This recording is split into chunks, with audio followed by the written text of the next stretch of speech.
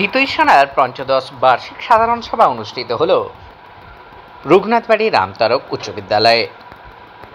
গত রবিবার রঘুনাথবাড়ি রামতারক উচ্চ বিদ্যালয়ে পুরুষোত্তমপুর হিতৈষণার পঞ্চদশ বার্ষিক সাধারণ সভা অনুষ্ঠিত হল। এদিন সভায় প্রকাশিত হয় এই সংস্থার মুখপত্র হিতৈষণার ষষ্ঠ সংখ্যা। সংবর্ধনা দেওয়া হয় এবছরের মাধ্যমিক ও উচ্চ মাধ্যমিক পরীক্ষায় সর্বোচ্চ নাম্বারপ্রাপ্ত 8 জন ছাত্রছাত্রীকে। সংবর্ধিত হয় পূর্ব সুকুতিয়ার গোপালকৃষ্ণ বালিকা বিদ্যালয়ের সুদীপা মণ্ডল, পূর্ব ইটারা বাসুদেব বিদ্যাপীঠের সৌম্যদীপ মণ্ডল, খণ্ডখোলা বিবেকানন্দ বিদ্যাপীঠের সুদেষ্ণা জানা, হাড়িজামা হাইস্কুলের সুমেধা ধারা ও পূর্ব মিঠুঘোড়া এবং পূর্ব চিল্কা লালচাঁদ হাইস্কুলের জিৎ সামন্ত এবং সৌমাল্য ভৌমিক এবং রঘুনাথবাড়ি রামতারক উচ্চ বিদ্যালয়ের অঙ্কন জানা।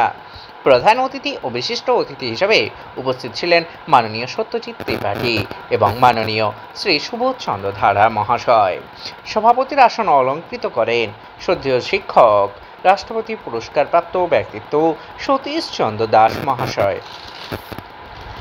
সঞ্চালনার দায়িত্বে ছিলেন শ্রীযুক্ত সুধাংশু শেখর ভট্টাচার্য মহাশয়। উপস্থিত ছিলেন এই সংস্থার একাধিক ব্যক্তিবৃন্দ।